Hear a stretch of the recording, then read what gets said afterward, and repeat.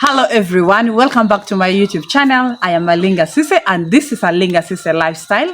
For all of you who have subscribed to my YouTube channel, I am so grateful. And for those who are still new, please kindly consider subscribing to the YouTube channel. Let us make this channel to reach 1K subscribers and I will be so grateful. Today I'm super excited because I want us to address this one big problem that most farmers are facing. Actually in the other, because you guys know that I have another main channel and this question is everywhere. You find that a farmer's birds have stopped laying. Some of you, the birds have reached 22 weeks, then they are not yet laying. Some of you, the birds started laying very well, and out of the blue, they have stopped laying. So today I want us to discuss why your birds normally stop laying. Because I have birds that have now laid for 70 weeks. Guys, these birds are supposed to lay for 72 weeks. But mine have laid for 70 weeks. Remember, there are now 313 birds, and still I'm getting over 225 eggs every day. So what is the magic that I am applying in my farm, and that is making my birds to lay like this? And yet some people, they have their birds have just started laying. Some of you, the birds have just laid for 30 weeks, but you find that you have not even gone to 80% production. Whereas mine that are already old are now in 70% egg production. So we want us to look at why your birds are stopping to lay all of a sudden, or why your birds are not even laying eggs. You find that I have birds that are even laying double yolk eggs. Now let us go straight to the point.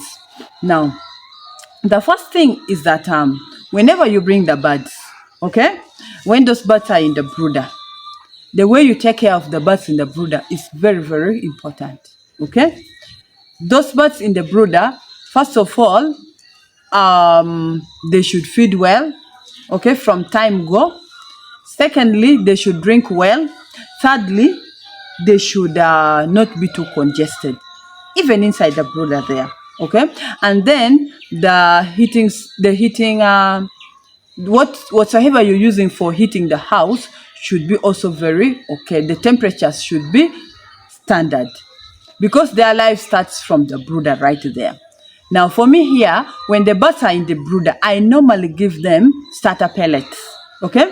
Starter pellets are expensive, but it helps bring out the birds very well. And I normally do that for 4 weeks, okay, when the birds are in the brooder.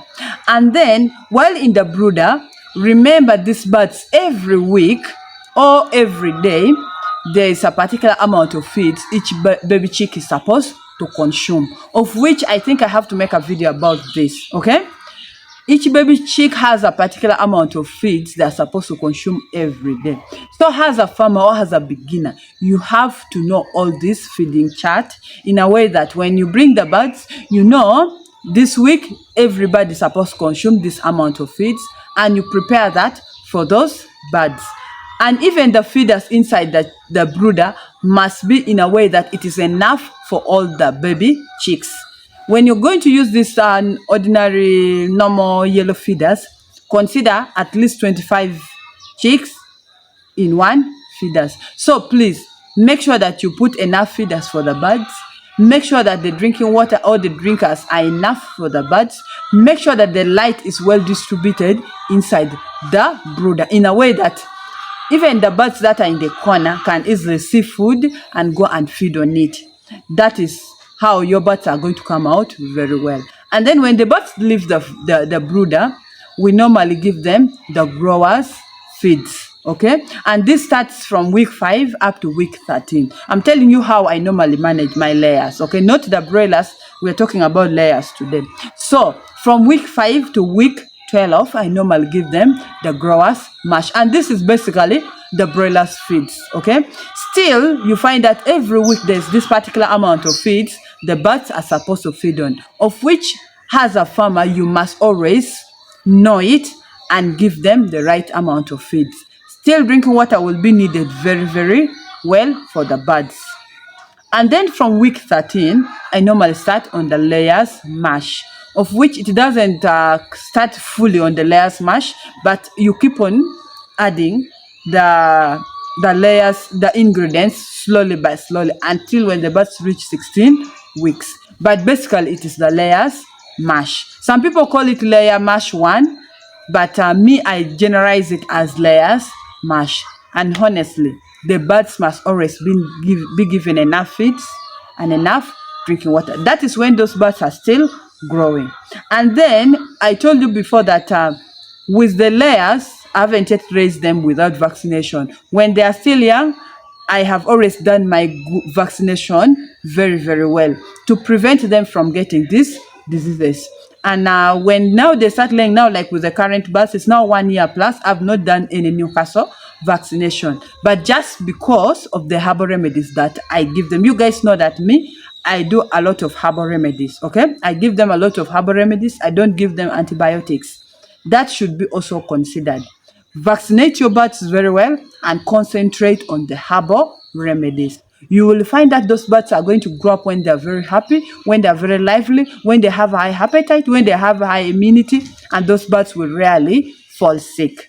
Now, when it comes to the time when the birds start laying eggs, okay, make sure that you give them enough feed. When the birds reach maturity, you have to give those birds at least 120 grams per day, each bird. Okay, there are some breeds that eat 110, but what I know, most breeds, they eat 120 grams per day, per bird, every day. So make sure that you consider that. And once those birds reach maturity, you see the first egg like this, make sure you standardize the time of giving those birds feeds. If early in the morning at 5, because some people give the birds feeds at 5 a.m. in the morning, you find them feeding the birds. Actually, the earlier you give the birds feeds, the better, because they will end up laying early. And by the time it reaches, let's say 2 in the afternoon, find when all your birds have stopped, have already laid eggs. So if it is 5 a.m. in the morning, make sure by 5 a.m. in the morning, all the birds are already feeding. If it is in the afternoon, maybe at 6, at noon, or at 1 p.m., make sure by 1 p.m. the birds are already feeding. Because for me here, I feed the birds twice, okay? Morning and in the afternoon. And then you must make sure that drinking water is always available, okay? This is a very big challenge, because you realize that some people's farms, you enter there, you find the birds don't have water. Let me tell you, with those birds to lay eggs, they need a lot of water. Now, like for me here, my birds, I think they drink like 150 to 200 liters every day of water. And remember, there are only 313 birds. But some of you find that you put few drinkers, you're even very lazy adding for those birds water. It's even worse if the owner of the farms, it's even worse if the owner of the farm is never there. Those workers feel so lazy adding for those birds drinking water. Sometimes you find the birds also have very dirty drinking water. Now, I have this problem whereby I have some birds that keep on standing on top of the drinkers, and they keep putting their droppings in the drinking water. If the friends keep drinking this water, you realize those birds will have a lot of worms, those birds will have coccidiosis, those birds will have diarrhea, those birds will end up not laying well. So always have to monitor that. Make sure you keep changing those. You get that water out. You clean the drinker and put another water. So once the birds start laying like this, you should get even more serious for your birds not to drop in production. Now, make sure the birds also don't fall sick. Okay, and the only way you're going to avoid your birds from falling sick is through biosecurity, through being consistent with the herbal remedies. I have, I think in like 2 or 3 videos, I've explained to you how you can use the herbal remedies, or the herbal remedies that you can use. There are more videos yet going to come about these herbal remedies, but these herbal remedies have really helped my farm a lot. Okay, that is why my birds are producing the way they are laying. Okay, because of these herbal remedies. And then once those birds start laying eggs, even when you are not giving the green vegetables before, please start looking for the green vegetables like cabbages, like amaranthus, like kale. Make sure you always give the birds. Trust me, your birds are going to lay big eggs. Your birds are going to lay yellow yolk eggs. your birds are going to lay double yolk eggs. The eggshells are going to be very, very strong. And at the end of it all, your birds will not drop in production. So make sure that once those birds come into the farm like this, when they're still young, they all do the right thing. That is the only way your birds are not going to drop in production. Okay. And then also there is this tendency of changing the feed formula. Let us not keep changing our feed formula, because you can be having this particular feed formula and you realize yours is again more expensive compared to your neighbor. Then you tend to change to your neighbor's feed formula. Changing of feed formulas also affects your birds laying. It has happened to me. I remember in the other main channel I made a video about a new feed formula, of which I had changed to like I have a friend of mine who was having a cheaper one, actually very cheap. So I decided to change my feed formula, of which it affected the birds laying a lot. So that's why I'm not advising you to change your feed formula. When those birds have started laying on that same formula, please continue with it until you lay those birds off. Then when you bring new flock is when you will introduce the new feed formula. And then also changing of workers all the time is not good with these birds, especially when they start laying. Okay, if you keep changing workers, they keep getting so stressed. They keep on like they can even end up refusing to feed. You see, these birds sometimes can be so picky. So it is good always to maintain this particular worker. Once the ones who have started on with those birds, try to maintain them so that you don't keep changing the workers. Okay, because the workers that are already there might have already learned how to feed the birds, how to treat the birds. So if you keep changing to new ones that don't know what to do, that is how your birds are going to drop in production. And then the chicken house also is very important. Make sure those birds are not overcrowded. Some of us tend to overcrowd these birds because of limited space. Please, if you don't have enough space, make sure you put few number of birds. Okay, and then also the chicken house should be well ventilated. The birds need fresh air. If the birds don't have enough fresh air, that is also not good. Then try to control these pests from invading our farms. Personally, I'm being affected by a lot of fleas, of which, if not the herbal remedies that I'm using, and it is making my birds to be resistant, trust me, my production would have even gone so low. Probably I would have even sold the birds. Let us always deworm the birds. Okay, we are going to talk about some of the natural remedies for deworming our birds. The ones I normally use. Please, it is very important to deworm these birds at all time. In fact, if possible, you have to deworm them monthly. That is how I do it. I do deworming monthly with my herbal remedies. That is the only way you're going to keep the production of your birds at one together, like they will not drop in egg production. And then finally, you have to make sure that normally you check these birds early enough. Okay, because you as the owner of the farm, enter inside the chicken house. If you see the birds that are isolating themselves, probably maybe they have a problem. Try to isolate them, try to find out what is wrong with this bird, and try to treat this chicken disease as early as possible. And then you have to be consistent with the herbal remedies. Please, let us be consistent with the herbal remedies. Let us give the birds green vegetables. Let us give the birds these herbs. If possible, let's give them daily. You will find that your birds are going to lay very well at all time. They will even reach 70 weeks like mine when they are still performing well. You will get your profits out of the birds. Actually, the new birds that I'm going to bring are basically money that I have got from this particular flock. So let us go inside the chicken house and collect some eggs, and we shall call it a day. See you right back.